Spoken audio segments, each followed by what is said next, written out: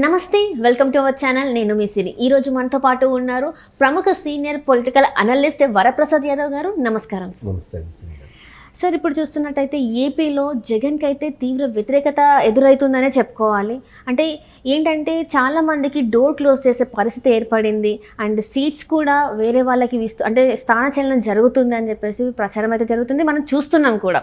So ఇప్పుడు దీనివల్ల ఎవరెవరికి నష్టం జరగబోతుంది, ఎవరెవరికి లాభం జరగబోతుంది సార్? అసలు ఆంధ్రప్రదేశ్లో వైఎస్ఆర్సీపీ అధికార పార్టీకి పట్టణ ప్రాంతాల్లో వ్యతిరేకత ఉంది, కానీ గ్రామీణ ప్రాంతాల్లో వైఎస్ఆర్సీపీ పార్టీ తన ఓట్ బ్యాంకును బదిలీపరుచుకోవటం జరిగింది.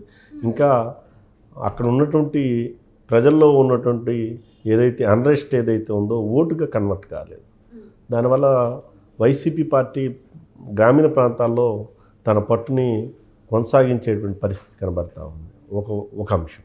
రెండో అంశం, ఈరోజు వైసీపీ పార్టీ అధినాయకుడిగా ఉన్నటువంటి రాష్ట్ర ముఖ్యమంత్రి జగన్మోహన్ రెడ్డి గారు తన కుటుంబంలో ఉన్నటువంటి ఏదైతే రాజకీయపరమైనటువంటి సమస్యలు ఏవైతే ఉన్నాయో వాటిని అధిగమించడంలో వైఫల్యం చెందారని చెప్పతప్పదు. ఎందుకంటే ఒకవైపు షర్మిల గారి ఉదంతం చూస్తూ ఉన్నాం, రెండో వైపు ప్రకాశం జిల్లాలో ఒంగోలు శాసనసభ్యుడిగా ఉన్నటువంటి కీలకమైనటువంటి నాయకులు, సమీప బంధువుగా ఉన్నటువంటి బాలినేని శ్రీనివాసరెడ్డి గారు ఈరోజు ఒంగోలు ప్రాతినిధ్యం వహిస్తూ ఉన్నారు. గతంలో మంత్రిగా 2 పర్యాయాలు మంత్రిగా పనిచేసినటువంటి పరిస్థితి. చాలా ఒంగోలులో నగరంలో శాసనసభ్యుడిగా పట్టుతో పాటు ప్రకాశం జిల్లాలో పట్టున్నటువంటి నాయకుడు బాలినేని శ్రీనివాసరెడ్డి గారు. అయితే ఈరోజు ఆయన సీట్ కేటాయింపు విషయంలో స్పష్టమైనటువంటి హామీ లభించలేదనేటువంటి అభిప్రాయం ఈరోజు రాజకీయ వర్గాల్లో ప్రచారం జరుగుతూ ఉంది. గత కొద్ది రోజుల క్రితం 2 రోజుల క్రితం బాలినేని గారు స్వయంగా ముఖ్యమంత్రి గారిని కలవటం, తాడేపల్లి ప్యాలెస్ పిలిపించి మాట్లాడటం జరిగింది. ఆ సందర్భంలో తాను మీడియాతో కూడా మాట్లాడి కొద్ది రోజుల తర్వాత నా వైఖరిని వెల్లడిస్తానని కూడా చెప్పడం జరిగింది. అంతా బాగుందనేటువంటి ఫీల్ గుడ్ అనేటువంటి అంశాన్ని పేర్కొనడం జరిగింది. ఒంగోలు నుంచి ఈరోజు శాసనసభ్యులు అవకాశం ఇవ్వకపోతే పక్క నుంచి తాను కోరుకున్నటువంటి అసెంబ్లీ స్థానాన్ని నుంచి తనకు కానీ తన కుమారుడికి కానీ అవకాశం ఇచ్చేటువంటి పరిస్థితి అయితే కనబడతా ఉంది. అట్లా జరగనటువంటి నేపథ్యంలోనే బాలినేని శ్రీనివాసరెడ్డి గారు బయటికి వెళ్ళే పరిస్థితి ఉంది. కాకపోతే కొంత బాలినేని శ్రీనివాసరెడ్డి గారు గతంలో మంత్రి వర్గ విస్తరణ సందర్భంలో 2వ పర్యాయం మంత్రిగా కొనసాగించలేదనేటువంటి అసంతృప్తి చాలా బలంగా ఉంది. తనకన్నా జూనియర్గా ఉన్నటువంటి వ్యక్తిని మంత్రిగా కొనసాగించి తనని కొనసాగించకపోవడంతో ఆయన అసంతృప్తికి లోనయ్యారు.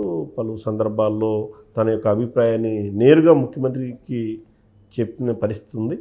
అయినప్పటికీ కూడా ఈరోజు ఒంగోలు సీటు కేటాయింపు విషయంలో స్పష్టమైనటువంటి హామీ లభించలేదనేది మాత్రం వాస్తవం. దీనివల్లనే ఆయన హైదరాబాద్ నగరానికి రావటం కూడా జరిగింది అనేది రాజకీయ వర్గాల్లో చర్చ ఉంది. ఇది వాస్తవమే.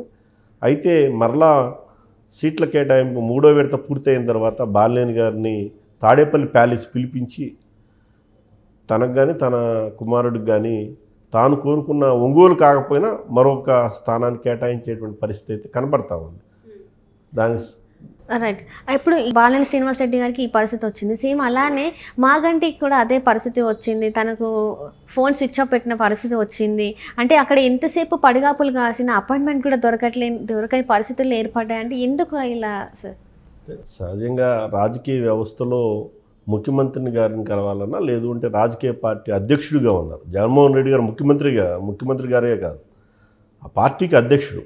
ఆ పార్టీని అధ్యక్షుడిని కలవటానికి నేరుగా పార్టీ శ్రేణులకు అవకాశం ఇవ్వాలి. శాసనసభ్యులకు కానీ లేదంటే పార్లమెంటు సభ్యులకు కానీ ఎన్నికలు రాబోతున్న తరుణంలో ఆ పార్టీ జిల్లా అధ్యక్షులకు కానీ నేరుగా కలిసి ఆ నియోజకవర్గాల్లో ఉన్న పరిస్థితిని చెప్పుకునేటువంటి అవకాశం ఇవ్వాలి. అటువంటి అవకాశం ఇవ్వకపోతే అది పార్టీగా భావించలేదు.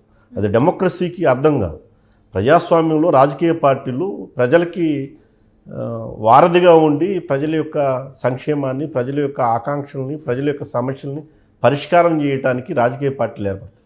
ప్రజాస్వామ్యానికి పునాది ఏంటంటే, రాజకీయ పార్టీలు పునాదికి అర్థం ఏంటంటే ప్రజల యొక్క ఆకాంక్షల్ని ఆ పార్టీ వేదికల ద్వారా ప్రజల్లోకి తీసుకువెళ్ళటానికి, లేదంటే ప్రభుత్వం దృష్టికి తీసుకువెళ్ళి ఆ సమస్యను పరిష్కారం చేయడానికి రాజకీయ పార్టీలు ప్రజాస్వామ్యానికి ఓ మూలస్తంభంగా పనిచేస్తాయి. కానీ వైఎస్ఆర్సీపీ పార్టీలో అటువంటి వైఖరి కనపడటం లేదు. ఇది రాజకీయ పార్టీల వ్యవస్థకి ఇది మంచి పద్ధతి కాదు. రాష్ట్ర ముఖ్యమంత్రి గారుగా జగన్మోహన్ రెడ్డి గారు, జాతీయ వైఎస్ఆర్సీపీ పార్టీ అధ్యక్షుడిగా ఉన్నాడు జగన్మోహన్ రెడ్డి గారు, తన వైఖరిని మార్చుకోవాల్సిన అవసరం ఉంది. అలా మార్చుకోని పక్షంలో తనకున్నటువంటి రాజకీయ పార్టీలో ఉన్న శ్రేణులు కూడా కొంతకాలం తర్వాత తనకు కూడా దూరం అవుతారు. తను దూరంగా పెడితే ఎవరినైతే దూరంగా పెడతారో వాళ్ళందరూ కూడా దూరం అయ్యే పరిస్థితి ఆంధ్రప్రదేశ్ రాష్ట్రంలో కనబడతా ఉంది. ఇది రాజకీయ వ్యవస్థకే అసలు మంచిది కాదు. ఇప్పటికైనా సరే మాగంటి శ్రీనివాసరెడ్డి గారు కాదు, ఎవరినైనా కానీ ఆ పార్టీలో ఉన్నటువంటి సీనియర్ పార్లమెంట్ సభ్యులు కానీ సీనియర్ శాసనసభ్యులు కానీ తనకి ఎందుకు టికెట్ ఇవ్వటం లేదో అనేటువంటి అంశాన్ని ఆ సంబంధిత శాసనసభ్యుడికి చెప్పి అతన్ని ఇంకో అవకాశం ఇస్తామని చెప్పి అతన్ని పక్కన తప్పించి మరొక సీటు ఇచ్చేటువంటి సాంప్రదాయాన్ని గతంలో రాజకీయాల్లో చూసాం. కానీ ఇప్పుడు ఆంధ్రప్రదేశ్ రాష్ట్ర రాజకీయాల్లో వైఎస్ఆర్సీపీలో అటువంటి పరిస్థితి లేదు. తీసేస్తారు, ఎందుకు తీసేస్తున్నారు అనేటువంటి అభిప్రాయాన్ని కూడా తన పార్టీ శ్రేణులకి వెల్లడించేటువంటి పరిస్థితి లేకపోవడం అత్యంత బాధాకరమైనటువంటి విషయం. ఆ కోవలోనే మాగంటి శ్రీనివాసరెడ్డి గారు కూడా తనకి సరైనటువంటి గుర్తింపు ప్రాధాన్యత వైఎస్ఆర్సీపీ పార్టీలో లేదనేటువంటి అభిప్రాయానికి స్థిరంగా వచ్చున్నారు. 1-2 సందర్భాల్లో ఆ అభిప్రాయాన్ని కూడా ఆయన వెల్లడించడం జరిగింది.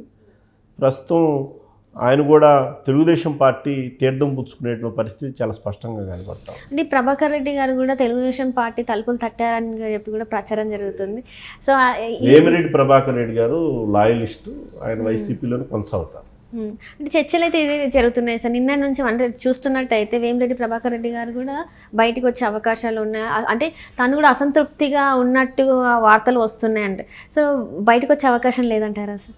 వేమిరెడ్డి ప్రభాకర్ రెడ్డి గారు బయటకు వచ్చేటువంటి పరిస్థితి అయితే ఉండకపోవచ్చు. ఎందుకంటే మీడియా ముఖంగా చెప్పారు, నేను వైసీపీలో కొనసాగుతాను, ఎంపీగా నెల్లూరు స్థానం నుంచి పోటీ చేస్తానని పేర్కొనడం జరిగింది. అందువల్ల 48 గంటల్లో పార్టీ మారే పరిస్థితి అయితే కనపడటం. అంటే ఎందుకు ఈ క్వశ్చన్ అడిగానంటే సార్, మన క్రికెటర్ అంబటి రాయుడు గారు కూడా గుంటూరు నుంచి వెళ్ళి పోటీ చేయాలని చెప్పేసి వైసీపీలో జాయిన్ అయ్యి తను ప్రచారం కూడా చేశారు. పట్టుమని 10 రోజులు కూడా లేకుండానే ఈరోజు చూస్తే జనసేనలో కలిశారు. సో అసలు ఏం జరుగుతుందనే తెలియట్లేదు. రాజకీయాల్లో క్రికెటర్లు, సినిమా స్టార్లు, బ్యూరోక్రాట్స్, అదేవిధంగా ఎవరైతే ఈరోజు కార్పొరేట్ సెక్టార్కి సంబంధించినటువంటి నాయకులు వస్తారో వాళ్ళకి ప్రజల మీద, ప్రజల సంక్షేమం మీద ఎక్కడ కూడా నిబద్ధత ఉండదు. వాళ్ళు వచ్చే ఆకాంక్షలు వేరుగా ఉంటాయి, వాళ్ళ లక్ష్యాలు వేరుగా ఉంటాయి. అంతేగాని ప్రజలకు సేవ చేద్దాం అనేటువంటి కోణంలో వచ్చేటువంటి ఒక 10 మంది పేర్లు మీరు చెప్పండి, ఎవరు కూడా అటువంటి ప్రక్రియ ఉండదు. వాళ్ళకి వేరే ఆకాంక్షలు ఉంటాయి. ఆ ఆకాంక్షలు నెరవేర్చుకోవడానికి ఏదో ఒక ప్లాట్ఫామ్, పొలిటికల్ ప్లాట్ఫామ్ కావాలి.